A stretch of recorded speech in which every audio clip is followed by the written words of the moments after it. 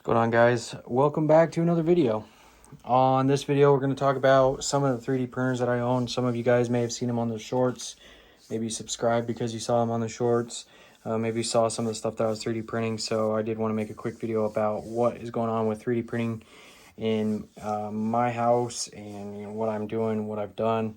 From left to right here, we have Voron 2.4 350 millimeter build volume. This was the second Voron that I built. The first one is over on the right. Second Voron I built. This is a form-bought kit. Let's see, that's Polymaker Lime, I think, is the color. And then the gray is Galaxy Gray. It does have a nice gray sparkle to it. Some of the Voron guys actually joked that it was the Ryobi build because it's kind of the same color scheme. But that is this one.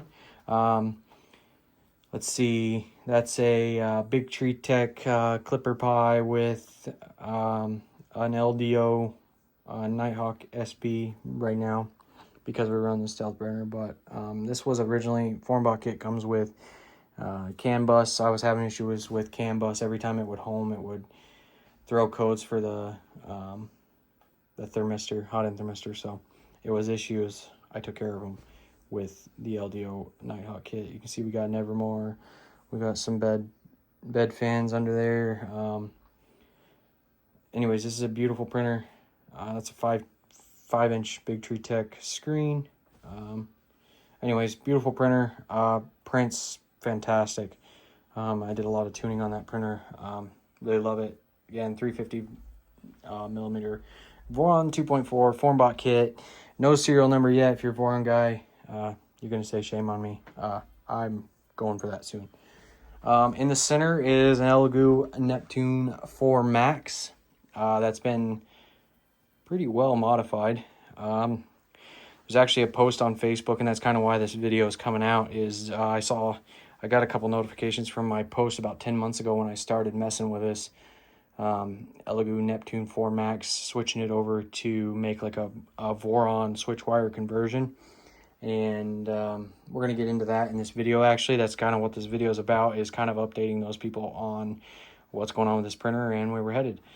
Printer on the right is the first Voron I built, half built. I picked it up in Boston, no firmware. It was kind of put together, early revision from what I found. The kit was purchased during COVID in 2020. May 2020, I think, was when it was purchased. I didn't purchase it. I bought it from a guy, like I said, in Boston. Drove down there and picked it up. It was on Marketplace cheap, had no firmware. Let's see, a lot of the printed parts weren't done yet. It was very loosely installed. Toolhead was there, though. It was the Clockwork 1 with the afterburner and a Mosquito hot end. It is now Clockwork 2, Stealth burner, Bamboo Lab hot end. So that's kind of upgraded. It was also the dual MGN9 rails on the X, which it worked good, but you can't use a stealth burner with that. And yeah, so let's see. Voron Tap is the probe now. When I first got it, it was just a proximity. I then went to Clicky Probe, and then eventually just went to Voron Tap because the offset was kind of funky with Clicky Probe. And with that being said, Clicky Probe works very well. Let's see. There's a couple old revision parts still on it, but for the most part, it's been upgraded. We have the LED lights and diffusers across the top, and the fancy lighting and stealth burner, of course. And let's see. Of course, a 7-inch Big Tree Tech screen was just a little bit extra. It kind of looks funny, that little printer with that big screen, and then the big printer with the little screen, but either way, those are my two Voron 2.4s. They are both ready for a serial number, and that video will be coming soon because you have to make a video of them printing with some other stipulations with them. So those will be on Reddit so I can get the serials for both of these printers, and we'll make a video about getting serials for Vorons maybe later. Anyways, stay tuned for that. Make sure you like, comment, subscribe if you want to see that. Back to what this video is about. Elegoo Neptune 4 Max. A lot of modifications done to this printer. As you can see, it was modified to be a Voron Switchwire. I can name a couple of the modifications. You can see at the bottom here, this is 40/40 extrusion.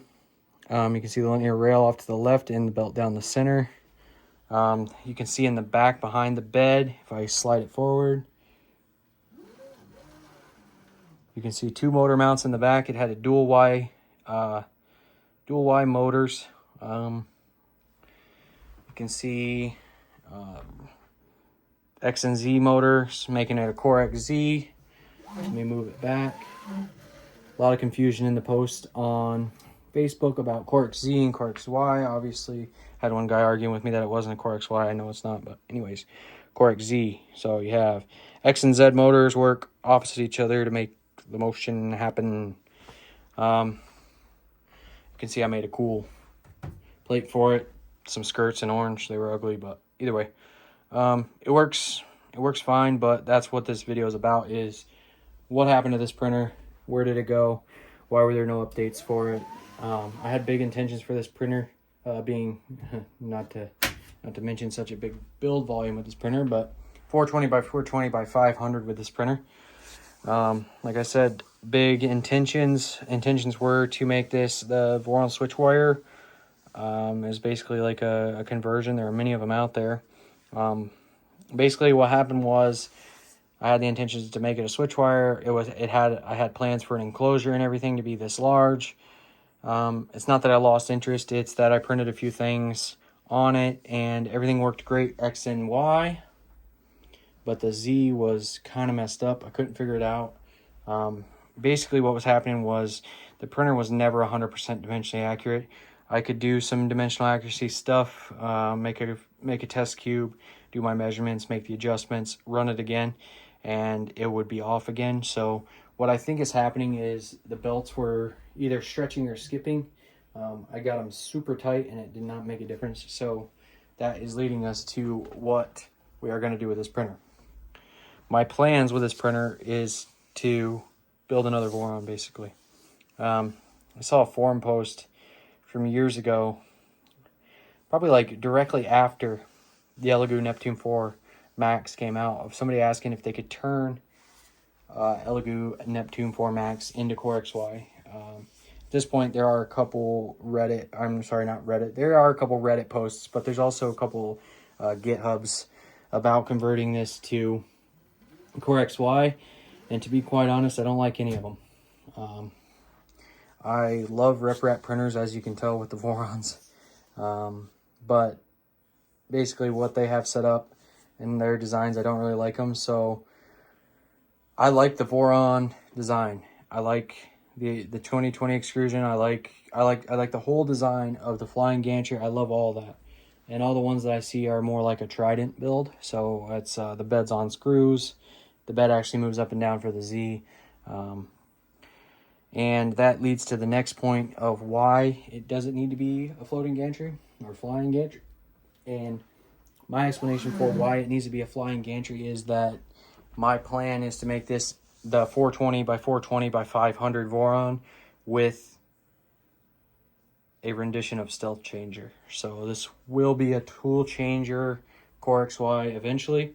With that being said, like any toolchanger, when you're building one, you want to build this printer will the first stage of this printer will be converting it to CoreXY. So we're going to get a 2020 frame.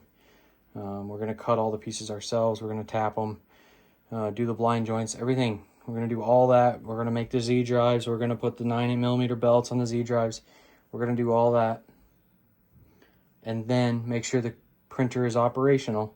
And then move to Stealth Changer stuff. So definitely a few videos in the cycle here of where this is going to go. With that being said, there are some things about this printer that I would like to keep. We are going to keep the bed and the build plate. So it will say Elegoo on it forever, which is totally fine. The bed will be interesting because you can see that the Vorons use like a solid aluminum bed. So maybe we'll have to go to that over time, but for now we're going to try to use the bed. I know it has a million mounts on the bottom of it. So we're going to try to use it as is. Hopefully it works fine. You can see the play that this bed has, how it's mounted. Maybe you can, maybe you can't on the camera, but it's got quite a lot, and that's probably a lot of the reason why it prints like it does. But basically, dimensional accuracy on this thing sucked. So if you have the idea to do this, it doesn't work very good for the Max or the Plus. If you have a Neptune 4 Pro, it probably will work great. Just there are files for the Neptune 4 Pro conversion. Just consult those files. And Switchwire is a lot of fun. They are quick. The Z-hop on these things are quick. Anyways, with that all being said, let's see. There was a couple other things we were going to salvage off of it. Oh, the linear rails are all MGN 12s, which is a little funky for a Voron being 20 millimeter extrusion, because the carriages are a little bit big, especially on the Z-axis and the Y-axis. So I think we're going to make some kind of extension for the side of it for the panels. Probably a 3D printed extension or something maybe for the panels, so they set out wider, because I do want to reuse all the MGN 12 rails, because linear rails aren't cheap, and I've got 5 of them here and I need a total of 7, so I'm gonna have to get 2 rails versus getting 7. So if I was to build just a Voron with 9 millimeter rails, I would have to get 6 9 millimeter rails, and then I could reuse one of these rails for the X on a Voron basically. And then I'd have 4 extra MGN 12s that I wouldn't use. So we're going to go with MGN 12s, and we're going to make some kind of extender for the edge to use 12 millimeter rails. If it's possible, I mean, I think it is. Looking at my other Vorons here, it is possible, because there's nothing really bothering the carriage to the inside. It's more the outside touching the panel, and you want to be able to put panels on it, because that's the brilliance of a Voron, is being able to enclose it and print those materials that you couldn't print on open printers. Not to mention Vorons are they look really cool whenever they're enclosed, and you can do all kinds of fun stuff with them. So let's see, anything else? I don't think so. But basically this is an update for all of you guys that were asking questions about this Elegoo Neptune 4 Max that was a Switchwire conversion. I know this has been kind of a run-on video about it, but the print quality sucks if it's for a Max. I was told that a couple times before I built the printer, but I always like to try stuff myself, because that's just who I am. I like to do things differently sometimes, and I like to just try stuff. So hope that makes sense for everyone, and I hope you guys stick around and see what happens to this printer as we go forward. If you like this type of content, make sure you smash the like button and leave me a comment. Tell me you're enjoying it, or tell me what you'd like to see from this build. Maybe you got a specific tool head you want to see on this, or maybe a specific hot end or something like that. So make sure you do that. I know I don't have a whole bunch of 3D printer viewers, but I know that this is probably going to gain a few. I thank everybody for their support, whether you're into 3D printers or not, or you're into some of the content I make or not.